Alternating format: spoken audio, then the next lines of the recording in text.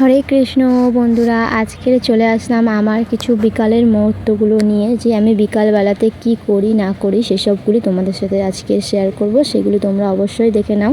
তো প্রথমে ঘুম থেকে উঠে আমি কিন্তু একটু নিজে ফ্রেশ হয়ে নিলাম। ফ্রেশ হয়ে নিজের যে নাইটিটা ছিল সেটা কিন্তু চেঞ্জ করে নিলাম। চেঞ্জ করার পরে তারপরে দেখো বিকালের কিছু মুহূর্ত তোমাদের সাথে বললাম না শেয়ার করবো। এত সুন্দর পরিবেশটা লাগছে বিকালে, যে তোমরা দেখলে অবশ্যই বুঝতে পারবে যে যেন সব কোণে কোণে, সব আকাশে বাতাসে যেন আমাদের কৃষ্ণ সব জায়গাতেই আছে। যারা এই জিনিসটা মন থেকে দেখবে, মন থেকে বুঝতে পারবে, তারাই কিন্তু একমাত্র পরিবেশের সুখটা অনুভূতি করতে পারবে, না তো পারবে না কেউই। যার মনে, যার প্রাণে সব সময় সর্বদাই কৃষ্ণ থাকে, তার সব জায়গাতেই কিন্তু কৃষ্ণ থাকে। তো তারপর আমাদের বাড়িতে একটা অতিথি এসেছিলো, সেটা দেখায় তোমাদেরকে। দেখো, একটা গোমাতা চলে এসেছিলো, আর এই গোমাতাকে আমি একটা আলু খেতে দিয়েছিলাম। আর এই গোমাতার বাচ্চাগুলোও কিন্তু আমাদের বাড়িতে প্রত্যেক দিন বা কিছুদিন বাদ বাদই আসে। তো হয়তো গোপাল সোনা হয়তো আমাদের কাছে আছে, তার জন্যই কিন্তু দেখা করতে চলে আসে এরা হয়তো।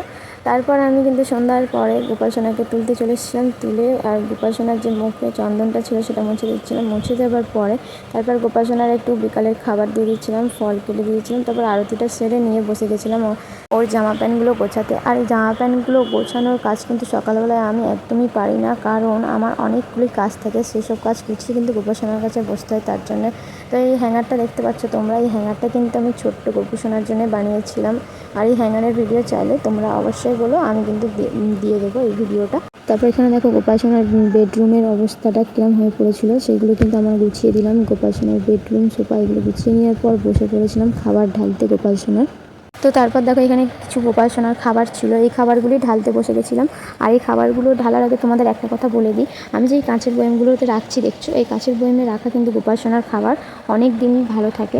তার জন্য কিন্তু গোপাল সোনার এই ছোট্ট ছোট্ট কাঁচের বয়ামগুলোতে আমি গোপাল সোনার নিত্য সেবার খাবারগুলো রেখে দিই। আর এই কাঁচের বয়ামগুলো চাইলে তোমরাও কিন্তু ঘরের থেকেই পেয়ে যেতে পারো।